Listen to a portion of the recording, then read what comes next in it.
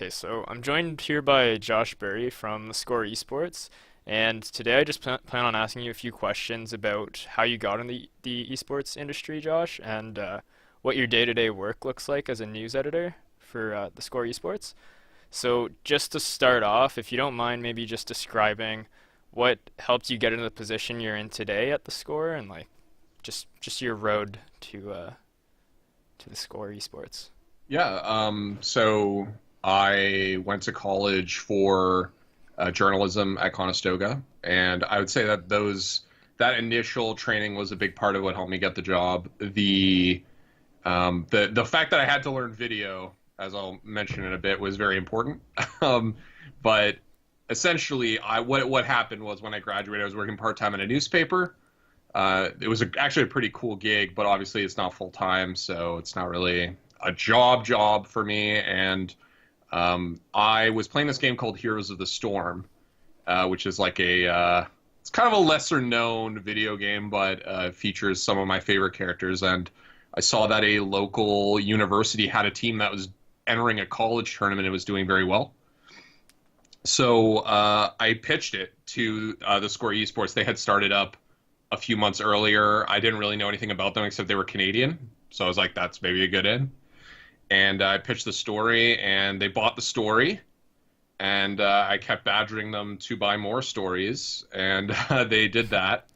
And then I kept, honestly, I kept on our supervising editor being like, I really want to work for you guys. And then at a certain point, I got the call, and I went in, and I was pretty shocked, actually, that I got it. But it's a pretty unlikely story. It's probably not everybody's path to esports, but what I can say for sure is that the skills that I learned in college were very key. I think a lot of these places, like ourselves, our competitors even, they're looking for somebody who has those skills first, and the esports knowledge can come. You can learn about esports. It's a lot harder to teach somebody like the principles of journalism after they've joined, especially if they've already formed poor habits or whatnot. So I think that's a pretty good overview of it. And when I started, I was just writing Heroes of the Storm news. It was a pretty new game, and it was unclear how popular it would be. I wish it had been a little bit more popular because I'd probably still be writing about that mostly, but instead I have a variety of very disparate duties that have not a lot to do with each other. But I can go into that in more detail later if you want. Yeah, for sure. Yeah, because I did know that you attended obviously Conestoga, which is where I am currently, and you're in the journalism print program, which they don't actually have anymore because they've now combined. What? Well, Oh yeah, they've yeah, actually I knew that. combined both programs, right? So like Yeah. broadcast and print are now one. So Hmm. I mean, I think that's a great thing because you've even said that you've learned a bit more of the broadcast side, I'm assuming as well while you were there. Yeah. So I mean, did you think I that? actually I actually almost swapped to broadcast Oh, after my really? first year. I really love writing, but I felt like the skills in broadcast might be of more use to me in the long term. In the end, I didn't switch. I'm kind of glad I didn't switch, but it was a possibility, and I had some teachers telling me that I should, and I didn't end up doing it. But anyways, learning those like crucial broadcast skills in first year, and then we even had to do some second year. It was really important because as my job continued, we discovered that the esports space is a lot different from the sports space in a lot of key ways. And though we had a very strong foundation in the sports space, this company did, I should say. We had to sort of feel things out. It wasn't like you can just go in, do exactly the same thing you're doing on the sports side, and you're just going to do well. Everybody who's tried to do that has either stopped doing it or they have stopped doing esports, period. So eventually what happened is we widened sort of our view of esports. And instead of doing only written stuff, I started doing slowly, I started doing some voice work. I started doing some script writing. And that was really important for me to have that broadcast knowledge. And also now we have a podcast, and I run the board for that. Yeah. So Yeah. all of that stuff, that's all stuff I learned at Conestoga. And because I had that baseline knowledge, I'm not saying I was an expert necessarily on it, because obviously I was on the print side, but because I had that baseline knowledge, I was able to jump on and say, yeah, you know what, I'll do the podcast. I'll try my hand at writing the script. And now I also host a series for us, which is kind of a lighthearted series about memes, actually. I really enjoy it, because I had liked memes since, like, I was in university initially, like right after I got out of high school. So it's been very interesting, but those extra skills are super important. And while I'm somewhat saddened, I actually knew about this already, but while I am somewhat saddened to hear about the demise of the print program as it previously existed, it makes a lot of sense to me, because you can't go into a workplace like mine and be like, all I can do is write news, because like we've all had to adapt, and the guys who are working with me who could only do that had to learn to do other things, and most of them did. So, yeah, that's pretty much that.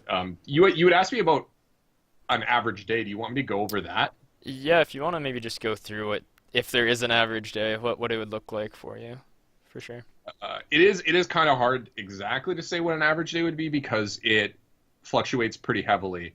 And right now things are pretty hectic, where it's like run up to the holiday and whatnot. And also for esports, it's a really exciting time, because we have all the teams announced for the NALCS franchised league, which has been a really big thing. We actually broke the initial news on that, and I was part of the reporting team on that. So I still do reporting stuff. It's just not Yeah. like all I do.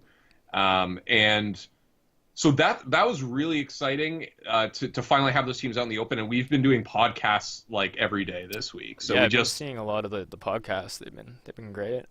yeah, we just Yeah. interviewed Nade Shot today, who's the owner and CEO of 100 Thieves, and obviously a huge Call of Duty personality. Yeah. And that one's not up yet, but we're hoping to have that up later this week. And so on a day like that, I spend at least 90 minutes, organizing the podcast, getting on there, running the board, running the switcher during the actual podcast, and then usually like re-uploading it for people, as well as converting it to audio format and all that stuff.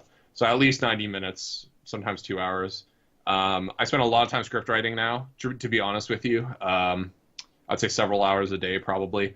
And then the rest of it is reporting and news. And what I'm reporting on really depends on just what's happening. During the NALCS franchising thing, we were chasing a lot of leads about what teams got in. We broke the Houston Rockets thing. We broke the FlyQuest thing. Those are stories that require time. You can't For sure. Yeah. you can't be a person who just randomly stumbles on these things. And in some of the cases that we did during that period of time, I was relying on sources that had built up over a year, 2 years. So reporting does require a certain amount of dedication. And I think a lot of media outlets don't realize that. And I don't necessarily mean on the part of the journalist, although that's obviously true, but I also mean like people have to have time to talk to sources, cultivate sources. They need to have time to just talk to sources. Like, this is another thing a lot of people don't get, is like, you can't just go to a source when you need them. You got to talk to them in between when you Yeah, need them. If the definitely. only time you ever talk to a source is when you need them, they're probably going to get pretty upset with you eventually. And then obviously it's a fine line between friendship and being a source and all that, but Yeah. it requires time. So that's a lot of the other stuff that I do. And then every once in a while I get to do some feature writing, which is really cool. That's probably my favorite thing to do.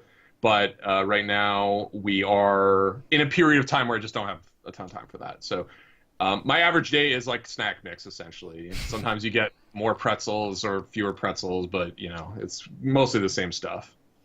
All right. Yeah, because the whole franchising thing with League of Legends, of course, like that's kind of been like kept secret for quite a while. Not necessarily secret, but yeah, you guys weren't able to fully announce like who had actually gotten in. Like that had been ongoing for like a year, right? Yeah, So I mean, it's sorry, go on. that's actually another good point. Is like the actual run up to the things being to the teams being announced. We got a couple of the teams. A lot of the teams were reported on by other competitors like ESPN. Yeah. But the thing to remember is that like their main reporter Jacob Wolf, all he does is report on that stuff, Yeah. which is good for him. I mean, like, he seems to enjoy doing it anyway. But like the key thing to think about is how time is being spent As a reporter, as somebody who's also writing scripts, doing podcasts and stuff, sometimes you have to pick your battles. And I think this is something that increasingly, like the kind of time management that ESPN has for Jacob or for their other writers, is something that's unfortunately in mainstream journalism and in esports journalism is becoming more rare. You can't be like, I need this guy to only write news. Like it's pretty rare that this happens now. We need somebody with a number of skills who can fill in, who can do this. Like I I haven't done this yet, but at some point I'm pretty sure someone's going to call on me to edit a video. Yeah. I'm pretty scared about that because I haven't done that in a while. Like actually a good edit. Like I mean like not chopping stuff up in post, but like actually putting stuff together.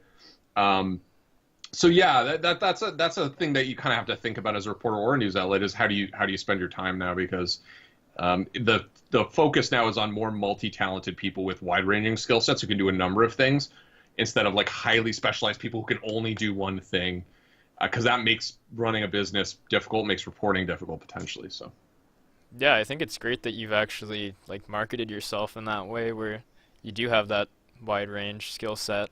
Because like even when I was just doing a bit more research on you, actually, just seeing all your awards and honors from Conestoga from the program, yeah, you really cleaned house, honestly. Um, yeah, like you're super dedicated, obviously, to what you're doing because you enjoyed what it like you enjoyed the program as a whole from what it looks like, and it definitely translated straight into your job immediately after.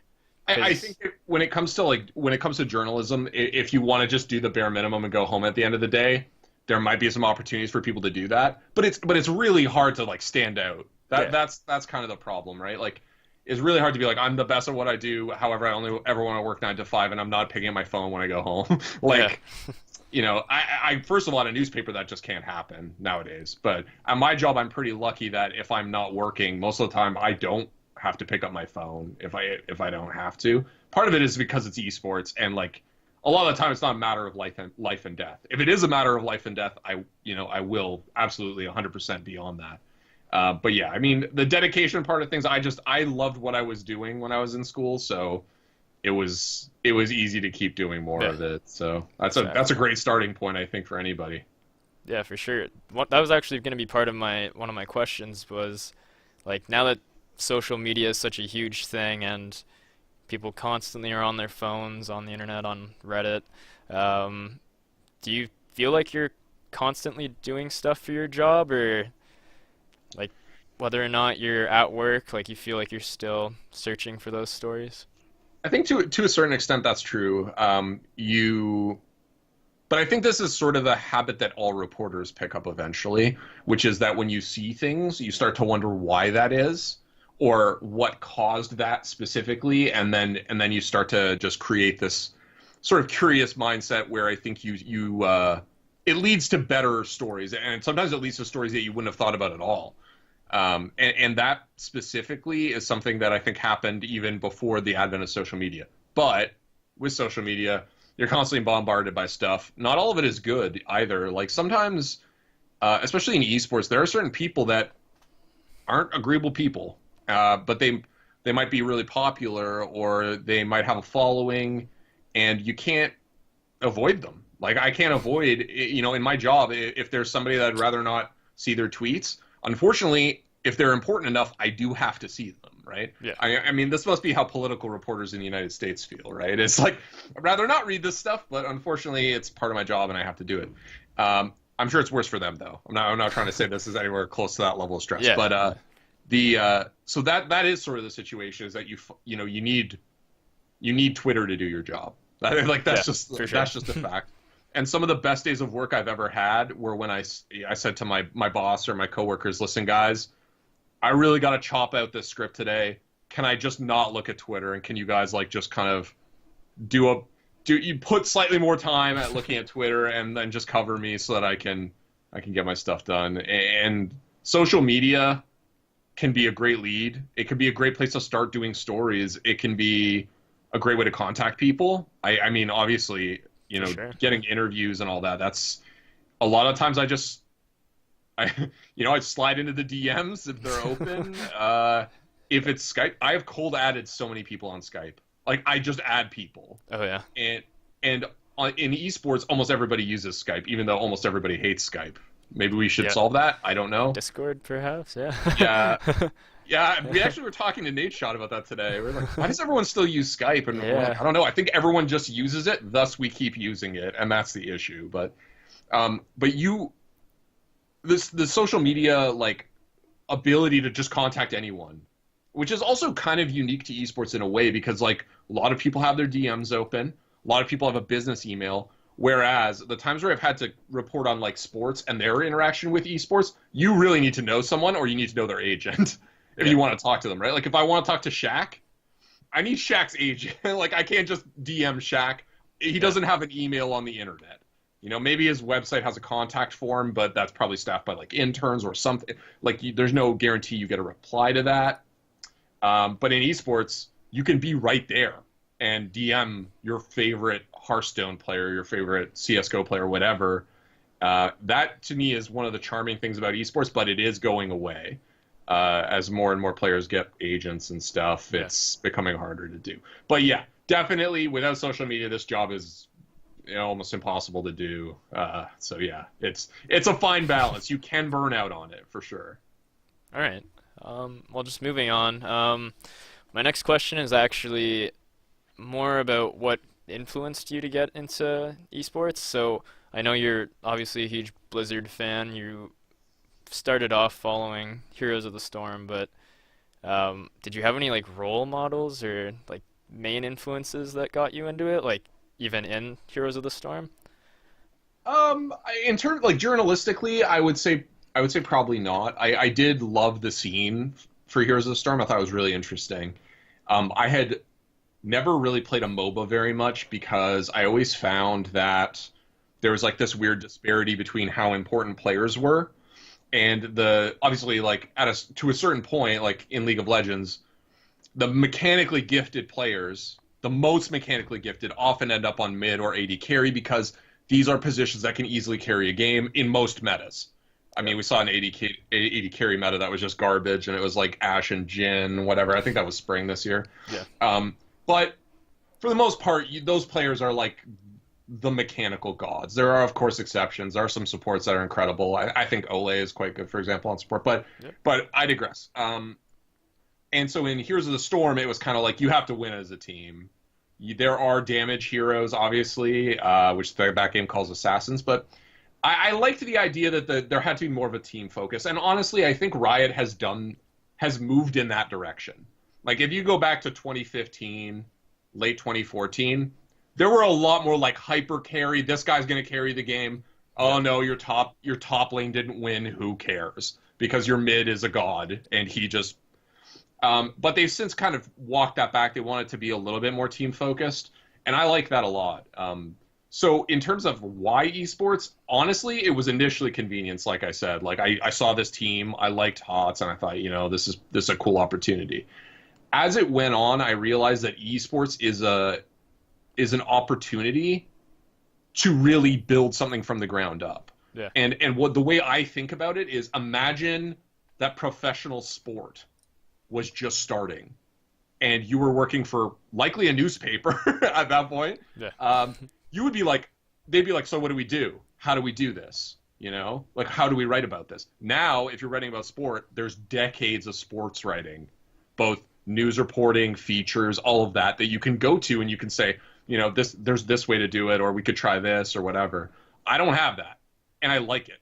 And because you get to choose how to approach things. I mean, you get to be experimental. You get to really try things, and you don't have to do something just because that's how we've always done it, because that doesn't exist yet. Maybe one day it will.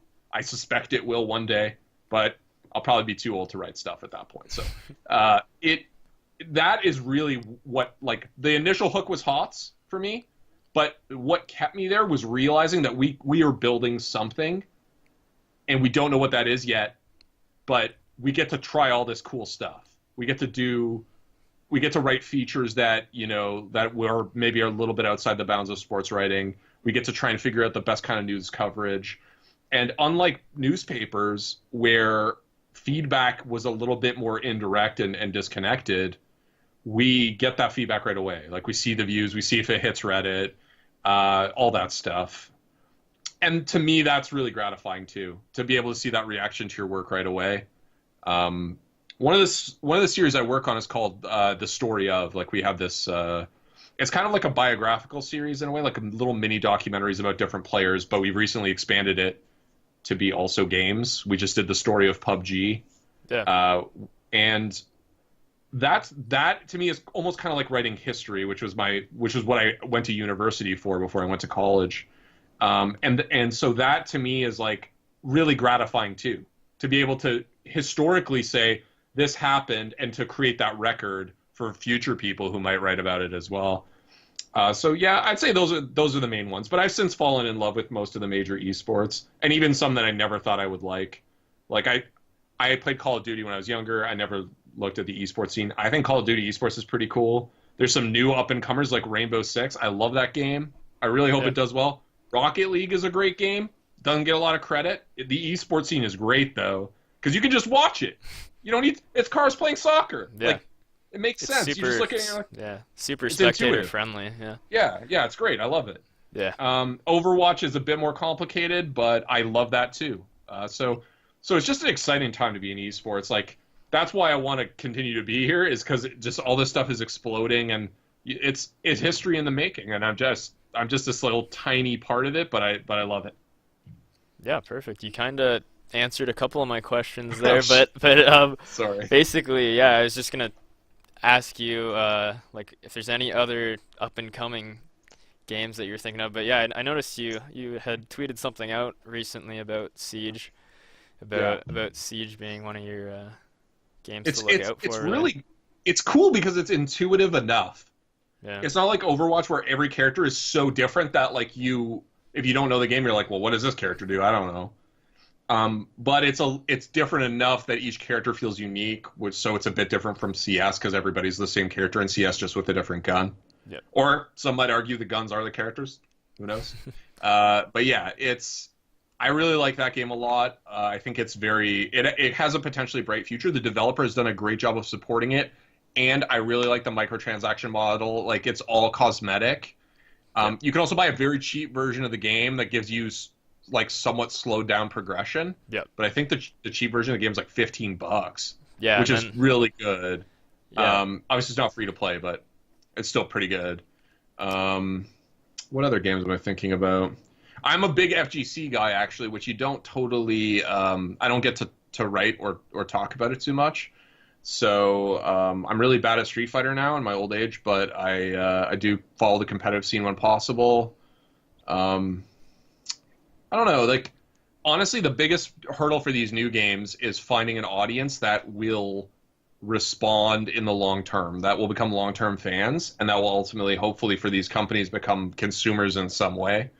And there's just a limited amount of North American viewers and attention, Yeah, for sure. and there's so many games vying for it.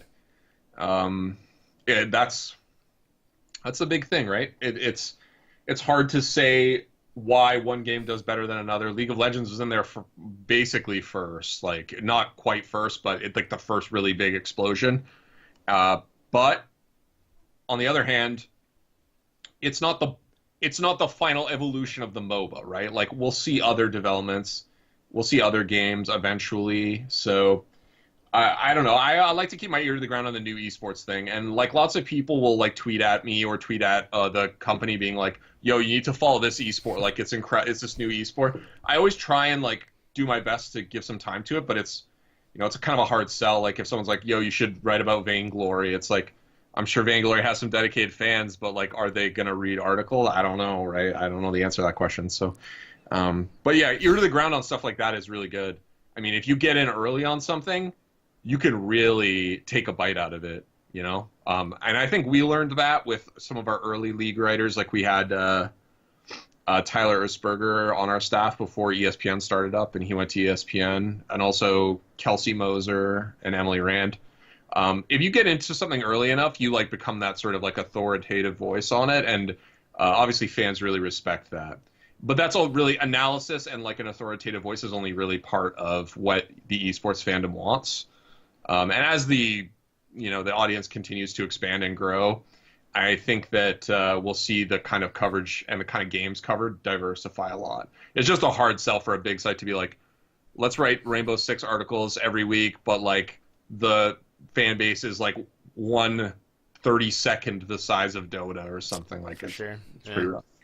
Yeah, because I actually reached out to you guys in the past to try and get you to write more about Rocket League or even to Oh yeah. suggest that I could even write for you guys. But Yeah, yeah, I it's think Rocket League's great. Like, and we actually did a Rocket League video. Like, here's one of the things. Actually, this is a really cool thread to go check out. It was somebody tweeted at ESPN Esports, why don't you guys do more Smash? And like, I get that feeling, right? Like, if you're a Smash fan, you're like, well, they only cover like really huge events and like they don't do constant coverage or whatever. But like at a certain point, if there's no fan engagement, like if we write a Smash story and like no one reads it and this happens constantly, then at a certain point someone's like, why are we doing this, yeah, right? And so we did a Rocket League video. There's a couple people in the office who are really high on Rocket League, including myself. I don't play it a lot, but I love to watch it. I just suck, right? So when I watch Pro Fight, I'm like, oh, I couldn't do that. So, but we did a Rocket League video and it didn't do like super well. And I think we want to find those smaller communities and see if they're like responsive to that kind of content. But if we don't see like much buy-in at all, it's hard to kind it's of tough. say Yeah, like, let's just keep doing it. yeah, And they gave me a really long chance with Heroes of the Storm. Like I wrote about basically exclusively about Heroes of the Storm for about a year, almost a year. And then I started doing other stuff as well, but I was still writing about Heroes of the Storm. But again, smaller fan base, and I wish there was a bigger fan base and they retweeted all my articles and everybody read everything.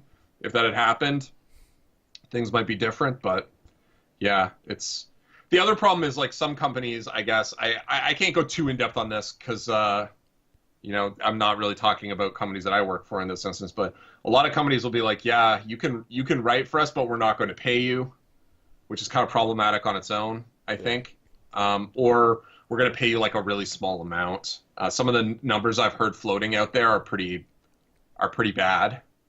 They're not the kind of money that you could live on in most places, truthfully, as like a freelancer. You would definitely need to supplement that with some other kind of income. And, that is kind of its own problem in the industry because there are a lot of people willing to work for free, which is like, I get like the passion is awesome. But working for someone else for free is kind of like it becomes a dangerous situation. So that's, as with most journalism, I think the big question is how do we pay for this? yeah, And when it comes to smaller esports, the question is always like, is there enough interest to justify paying someone to just like write about this thing only? And it sucks. It sucks because like if you're a developer, you have to hit it out of the park. Like you need a PUBG. You need like something that you step up to the plate and it's just insane. There's so much fan interest that nobody can ignore it. And that's hard to like, how do you do that? That's like once in a generation almost, right? Like there's like once every 3 years, there's a game that's like just so big, no one can ignore it. Maybe, yeah. right? I don't know. So, Yeah, I think that's super important too to really branch out because although I like absolutely love Rocket League, I follow the scene closely. Like I still follow League of Legends all like really often. But it's nice seeing like Psyonix and even Ubisoft like try and really develop their esports scenes more. And mhm. just like they're still pumping money into it, which is great. And I know they're Yeah. actually actively trying to grow it, so that's great to see. But yeah, like you said, like you really got to branch out because like it's hit or miss with certain esports. But I really do think Rocket League and Rainbow Six, I think they'll continue to grow. It's just not on the Yeah. magnitude of some of the others. I think Yeah, honestly the one like there's nothing wrong with like having this specialty that you return to, but it's hard to be like a sort of like a one trick for lack of a better term. Like yeah, if all you can write about is a small game, it's gonna be difficult. There might be a couple opportunities. Like honestly, when I was writing solely about HOTS, I might have been, I don't know this for sure, but I might have been the only person that was salaried and writing only about HOTS. Like I might have literally been the only person. I don't know. Oh yeah. Like I knew most of the other journalists in the space, and most of them were freelance or volunteer. So I don't know. And really I was only writing about Heroes of the Storm except if I had to cover like spot news, like just breaking news, right? Yeah. But like there aren't tons of opportunities like that. And ultimately, like I said, I've sort of had to do other things, but having general esports knowledge about the big esports is good anyways. If you were like a sports columnist for like a local newspaper and all you could write about was curling, like it would be an issue, right? Like you're going to have opinions on the NBA or Major League Baseball or the NHL or the NFL. Like those are just the big ones that everybody is really interested in. Doesn't mean you can't have that real interest in curling. Like we had a guy at The Record, which is the paper that I work part-time at, loved curling. He wrote a curling column every once in a while, and I was like, damn, this is great. Because I knew that he loved it and he got to write about it, and that's the dream, is writing about your ultimate passion.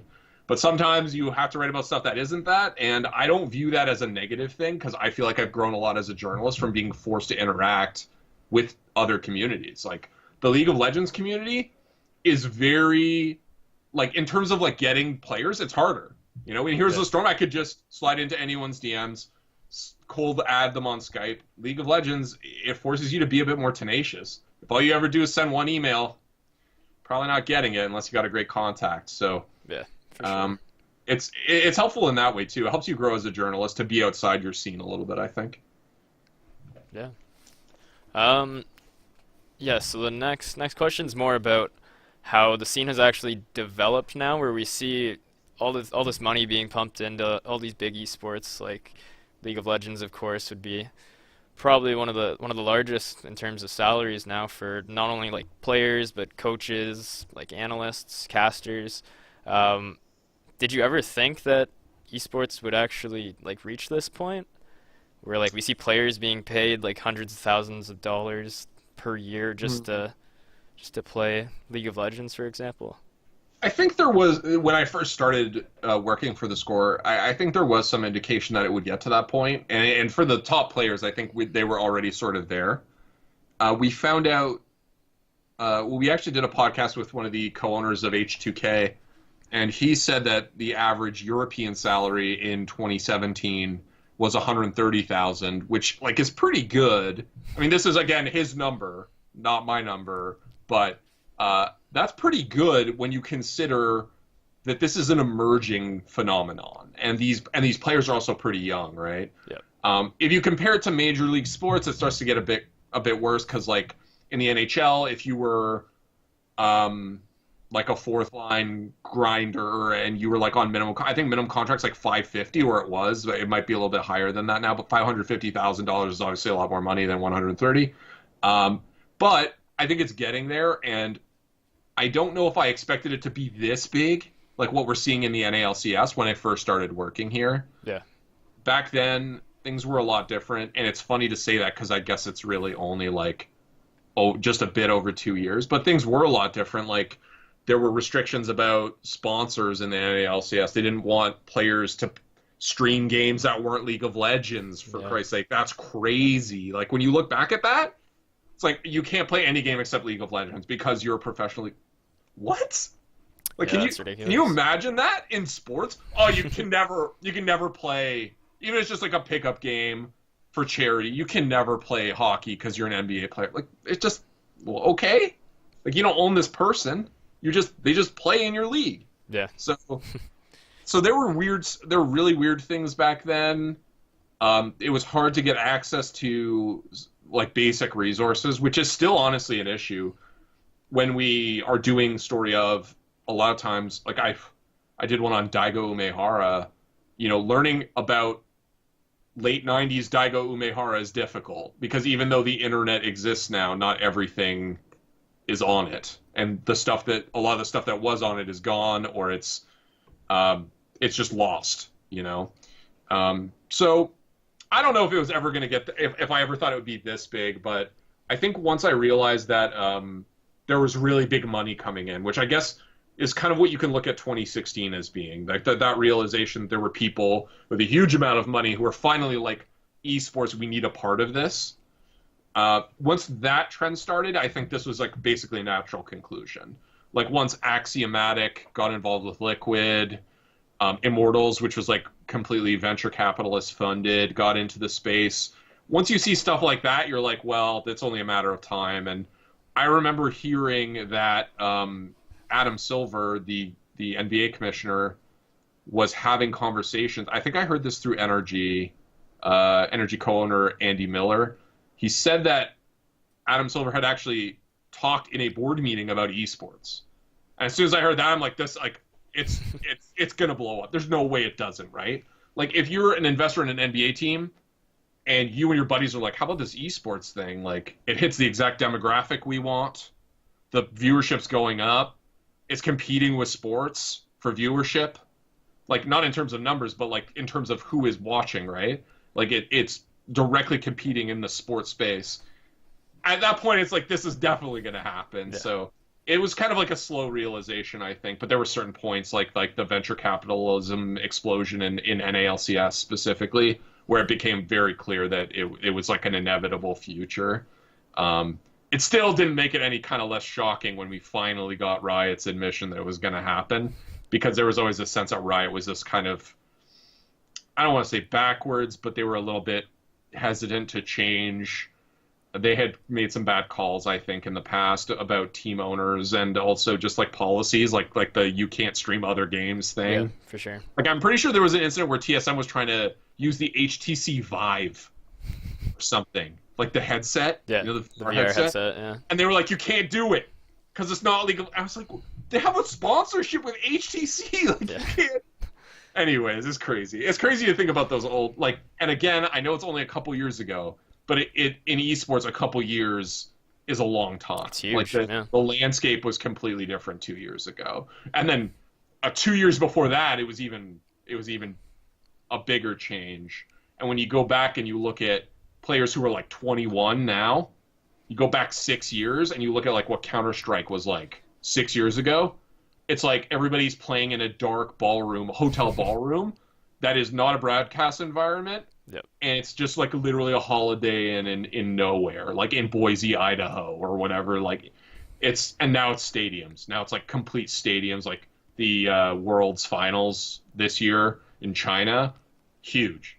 Like, but you wouldn't have, if you look at a video of, 15-year-old Counter-Strike prodigy Swag, in a darkened ballroom, sitting in front of like the glow of his computer, and just trying to like win an ESEA LAN. You don't think, well, one day they're gonna fill a stadium in China. so that even that really short period of time is just a massive shift for sure.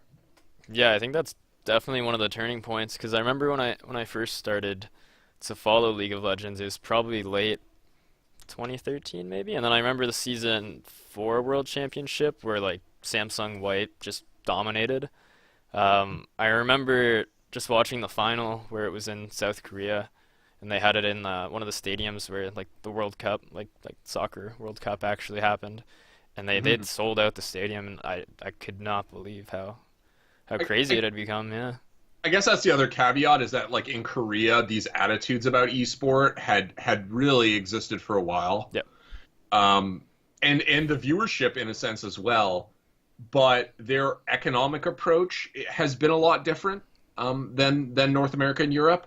I think that's a whole discussion unto itself, honestly, and a lot of it has to do with, and I'm not an expert on this, but a lot of it has to do with the way that Korea approaches economics period, like approaches business period. Yep.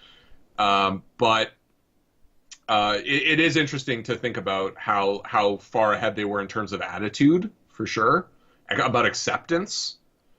That's something that we've had to, obviously, anybody who's in esports struggles with that. Even explaining esports to somebody at a family gathering is kind of like, I don't like doing it, honestly, because it's competitive video games. Okay, whatever. Like, people are just, it's hard, and that might be the biggest hurdle. I think esports is going to easily capture younger audiences.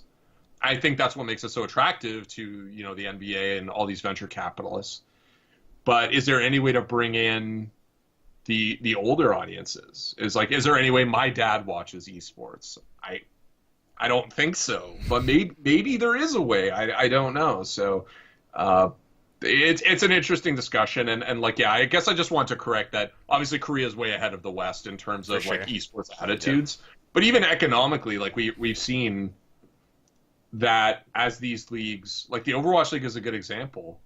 Um, they it is supposed to be a global league, and there are only like a few teams outside of North America so far, but we didn't see the huge Korean buy-in. Is it because of the nature of the league itself? That might be an argument you could make for sure. But I think that attitudes about esport are a bit different in Korea, and we'll see that tension maybe develop in the future.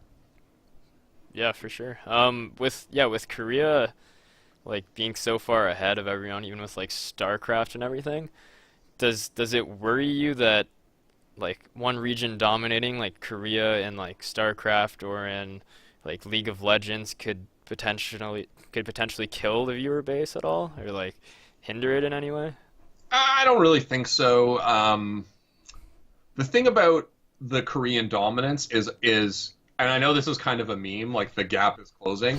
I do honestly think that as the West continues to put resources into player development and esports as a phenomenon becomes more acceptable socially, I think we will see improvement in the West. And this is an interesting thing because this happens almost every year in League when the final doesn't have a Western team in it. People are like, oh, like, why do I even care? Like, it's just two Korean teams um, and that in the short term might be an issue, but I don't think that Korean dominance will affect the enthusiasm of the people funding Western esports at all. And I do think at a certain point you might love, like, you can acknowledge like Faker is an incredible player, or Crown is BDD is an incredible player, whatever. But you still probably have that one guy that you like who isn't the best player in the world. Like, not everybody's favorite player is Faker, and I like what the Overwatch League is trying to do. Whether or not it works, I don't know. But the idea of like, let's localize teams, let's create buy-in, and that I think is the best way. Is to for teams to differentiate themselves from each other in a way that doesn't just involve I have your favorite player and they don't. If they can create those unique identities, that's going to help retain the viewer base no matter what Korea does. And I Yeah. think that most orgs are realizing that. Um, our conversations with the NALCS owners so far have been kind of like about that. Because if you're an NALCS team that just bought in, like if you're the Golden Guardians or Clutch Gaming or 100 Thieves or Optic, you don't have the best players. Like, it's just a straight reality. Yeah. TSM got a ton of great players. Liquid got a ton of great players. They're established. They're a known quantity for players. The players know they're going to get paid because there's no like fly by. Like Steve's paying. We know Steve Yeah. Aronson's going to pay, right? Yeah. So um, that that situation is like why should someone cheer for your team, right? Like, if you're Clutch Gaming, why should someone cheer for your team? You have to be different now, and as teams continue to do that, I don't think there's going to be an issue in terms of viewership. And I actually do think I am optimistic that in the long term the gap will close. Will it close completely? Who knows? But arguably in some games, where Koreans haven't really gotten too involved initially, Counter-Strike is still kind of like there's not a ton of Korean buy-in there, right? Yeah. For Um, sure. and in those games, Europe is very dominant. Like Europe is a dominant force. China is starting to get into Counter Strike. They just had an official release, which is huge, by the way. That's a story that like almost nobody wrote about. But like the idea that there's an official Counter Strike release in China, the way that that game handles microtransactions, it's going to be insanely popular in that country. Yeah. But like you see in those games that like there's a different Korea's not in it, and you can see that the level of play can still be disparate. Like, Europe has been very dominant at Counter-Strike. Again, it will continue to be. China will continue to be not great at Counter-Strike until more people start playing the game. So I'm not too worried. Like, it's not like Koreans are like superhuman. Like, they're not angels or something where like they can't be defeated. It will happen one day. Will I live to see it? I hope so. That's kind of my goal, I guess, is to see an NA team win Worlds or an EU team win Worlds. So Yeah, yeah, because I'm not worried about it. Yeah, because although there is this gap that we're always talking about with League at least, um, like I think it's great just that we still have these rivalries with like the older organizations like C9, TSM, like CLG, even Liquid. Hopefully they can compete this year. But then we have all these new investors like the NBA investors, with all this they came in with all their money and stuff, but there is still those organizations that they're backing, like Optic and 100 Thieves, where there's that tension a bit with Nadeshot, who actually like left Optic. So I think Yeah, creating these rivalries really helps. you kind of jumped the gun on our podcast there a little bit, so be sure to check that out. But yeah, I think esports needs more of that. Yep. That's what I think we do need more of. Is we need more rivalries, and they need to be rivalries that aren't just between the best team and the second best team or the third best team. Yep. And I think we're going to start to see that. I think Overwatch League has a couple of those baked in. I think now NALCS without relegation, you can see that. You know, before it's like, okay, like we're in danger of being relegated again. And if you get relegated, it's like, well, whatever there might have been in terms of rivalries just killed, right? Like you can't develop rivalries between teams if the bottom four teams are constantly changing. Like it's just a revolving door of teams. Like there's not going to be rivalries there. There's just not going to exist. So that to me is very hopeful as well. I would love an Optic 100 Thieves rivalry. I hope it develops. I would also love a 100 Thieves Golden Guardians rivalry just because it's like Cavs Warriors. Yeah. I would love, I'd honestly love to see Clutch Gaming really start a rivalry with a big NALCS team like Counter Logic Gaming. Like that would be cool. I would love to see all of that, and hopefully they're working on that. My only concern is the one thing about esports and esports fans that you learn pretty quickly is we don't like fabricated stuff. Yep. Which I think is why the Overwatch League was kind of initially reserved. Like people were like, I don't know how I feel about this localization thing because it feels like you're creating things that aren't real. Like why do you need to put an esports team in a city, right? Like you don't. So it feels like you're forcing something that isn't there. That's my only concern is like if you make these manufactured rivalries, fans might not just buy in. So at a certain extent, you kind of have to let these things happen naturally. And the best rivalries in esports are like that. Optic and FaZe is like that. Optic and Envious is like that. TSM Cloud9 is not my favorite rivalry because I think it exists because they were the two best teams for a while, which is not the most exciting rivalry in my opinion. Yeah. I like the grudge match kind of rivalries where we're like more alike than different, and that is a problem. So we need to fight it out, which is why I love like Optic FaZe. But yeah, it's kind of like a thin line to walk across because you don't want to like make it seem like it's all artificial and fabricated, and it's like it's too pro wrestling where like it's a storyline that we've artificially made. But at the same time, I think we do need more storylines. We need more rivalries, and that is another great viewership thing. The Overwatch League is just like running its preseason tonight. It just started tonight, and I hope they're not trying to push a rivalry preseason day one because it just makes no sense. So Yeah, I think Overwatch is gonna do that well though. Like not necessarily push it, but create those rivalries. But are you worried that with League going back to best of ones, at least in NA, that you think that they're gonna really try and push them a bit too hard? I don't know if you can hear me. My audio's messed up. Just give me one sec here. I Yeah, can't no worries. hear. Okay.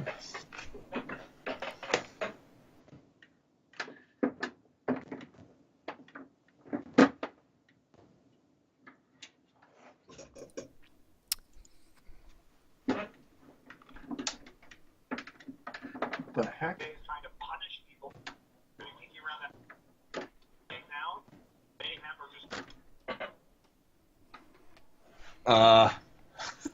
just Sorry, one sec here. Yeah, no worries.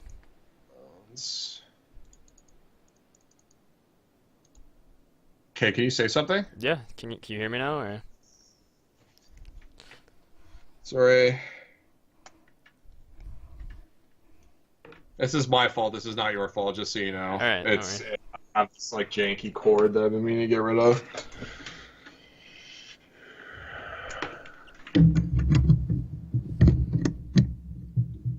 Okay, give me 1 second. I'm just gonna switch my device real quick.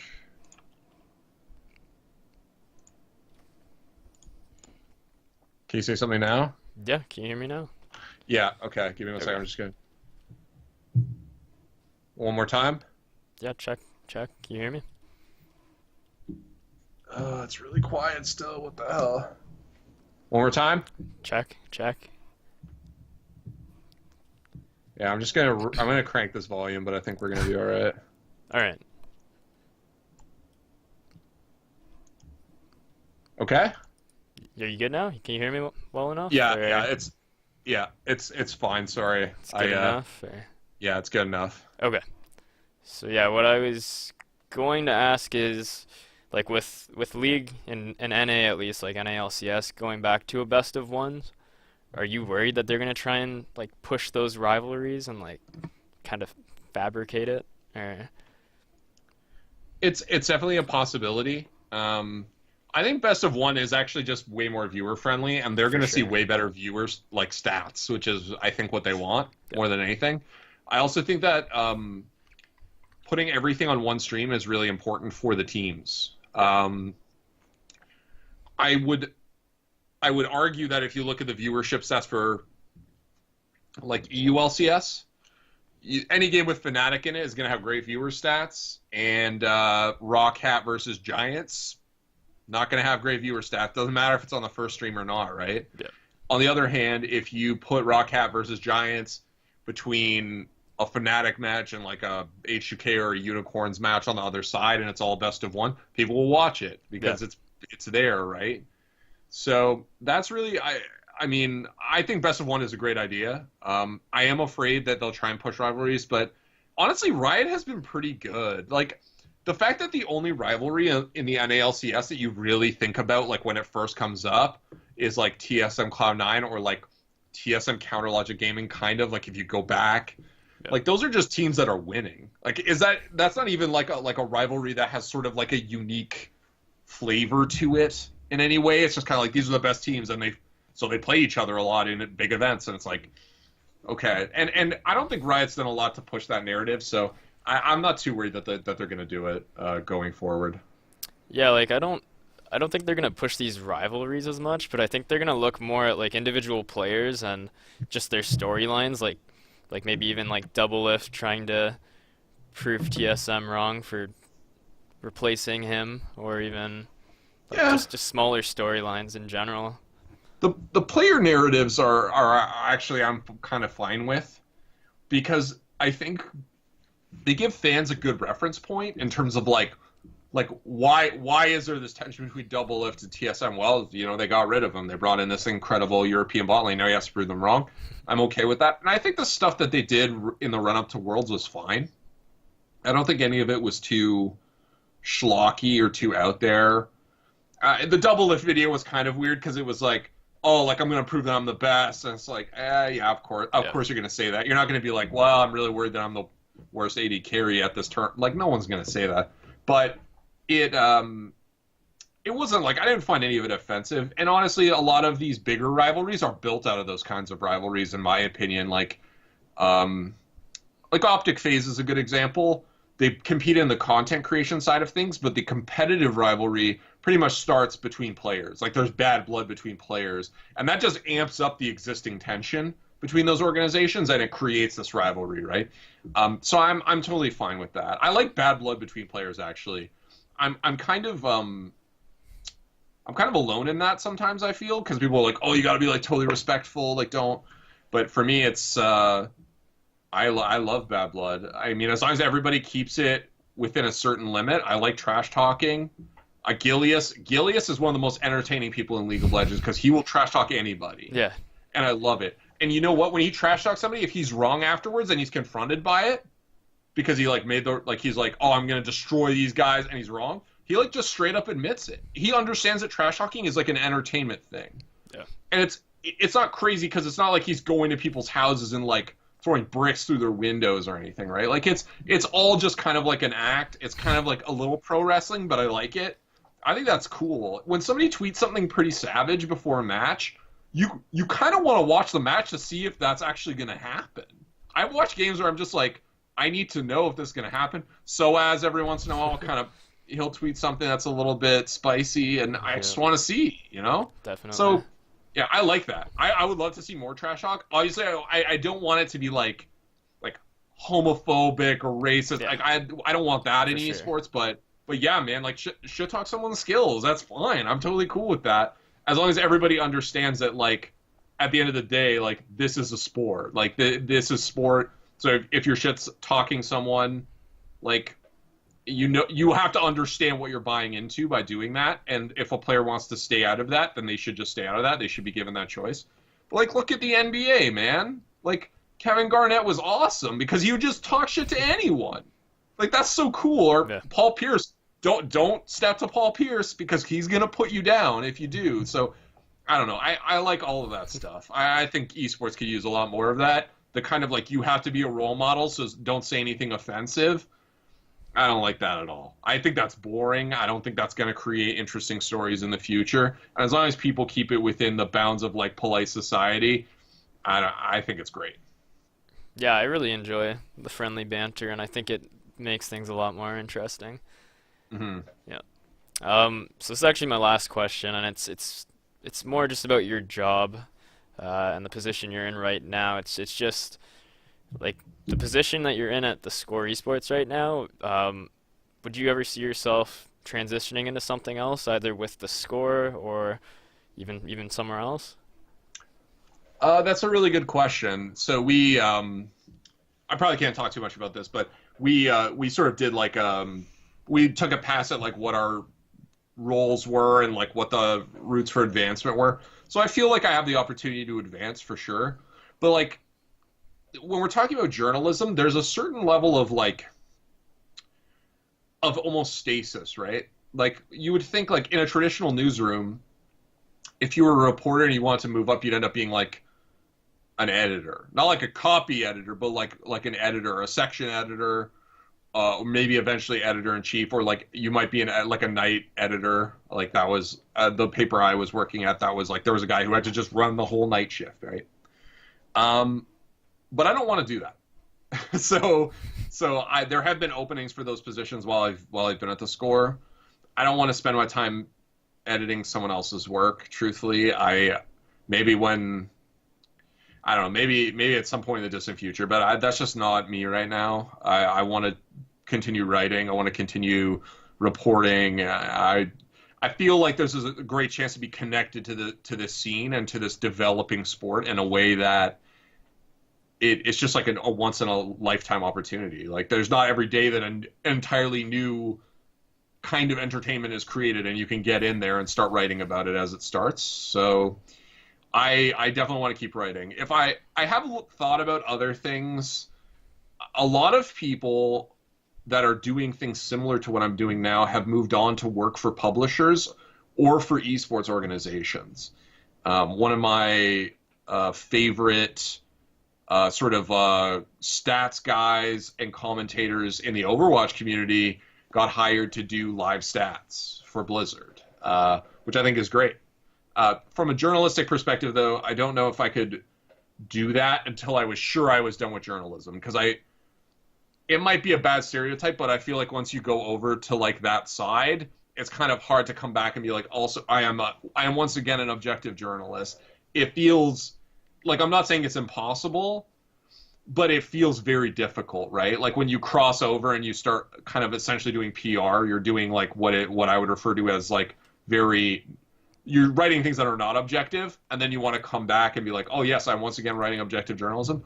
It's difficult. The perception is bad. Even if you are 100% committed to it, and you are a trustworthy person who is being honest about their intentions, I think people look at it and they go, "Ugh, it's kind of scary to touch that."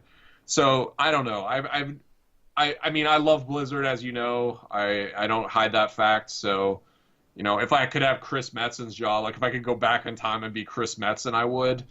I don't know. That's a really good question. I haven't really thought about it that much. I tried my hand at casting a little bit just for fun. Like I had a friend and we were casting like Chair League, which is like a Heroes of the Storm beer league, basically. Like it was just like a for fun league. And that was a lot of fun. I would love to do some more of that in the future. but I don't know if I could ever do that as a career. That seems like really rough. Those people are hella dedicated. I don't know. They're driven by something. I like to constantly get on planes, traveling all the time. Your voice is your commodity, so you have to be very careful with it because you need to be able to speak very clearly and accurately. Your mind is also super important. You can't have like an off day as a caster because everybody realizes it. Yeah, I don't know. It's everything's so fluid, right? Like there's not that sort of like obvious progression path. Like I said, I've seen a lot of people go to developers. Esports organizations are also trying to bite off a bigger piece of the content than you would see in sports because it is so early, right? So obviously you have like any sports team will have like the occasional interview with their own player or whatever. But I don't think if you look at like a sports team, they would define themselves as like a content creation outlet or like a media outlet. They do that stuff to self promote, but it's not like a huge focus for them. They're running a team, right? In esports, it's different. Navi, for example, they have quite a bit of content that they publish on their website. Team Dignitas, I think, has been one of the better player resources. If you like a game that they have players in, they usually have some cool guides and stuff like that. Again, journalistically, that's kind of like, how are you gonna, like, you couldn't report something bad about Dignitas writing for Dignitas like that. I mean, I don't know anybody at Dignitas who could confirm that, but I'm assuming that a company doesn't really have the same commitment to like journalism that that my company would, because that's just not their gig, right? Like their gig is self-promotion. So it's weird. It's kind of hard in that sense to be like, I'm gonna go do this for sure. What is interesting to me is whether more traditional media outlets start to embrace esports even in a limited fashion. Is there any future where your neighborhood paper, your community paper, has an esports section? I don't know. Maybe. I don't know. Like that would be interesting because I sort of blend the traditional journalism and the legacy sort of mindset about journalism with esports. That's interesting to me for sure. Although newspapers are kind of, my experience with newspapers was kind of depressing because I got to see people like laid off slowly over time, which is pretty brutal. But I think that question is still unanswered for me. It's very possible there are positions and opportunities that are going to exist in 5 years that just nobody is thinking about right now. So I guess I'm just going to have to pay attention as things develop. All right. Well, thanks again for the interview, Josh. I really appreciate that. Do you want to maybe let everyone know where else they can find you other than just on theScore Esports? Yeah, for sure. My Twitter is @ThroneGauntlet. I love to chat about basically anything, but I love memes, so you can shoot me off a spicy meme if you want. We can discuss. I would, if you are into esports or looking to get into esports, I would suggest you check out our podcast, which is available on SoundCloud. You can find it on YouTube. I have a YouTube playlist if you prefer that. It's also on iTunes. And if you listen to it, you have suggestions or guests you want to see, I'd love to hear it too. Honestly, if I had been born 30 years earlier, I probably would have attempted to go into radio. So podcasting is just this like wonderful thing for me that I get to do fairly consistently. And yeah, it's so much fun. So yeah, you check me out there. That's pretty much it. I like Twitter a lot, so just hit me up on Twitter. All right. Okay, well, thanks a lot, Josh. Take care. Yeah, no problem.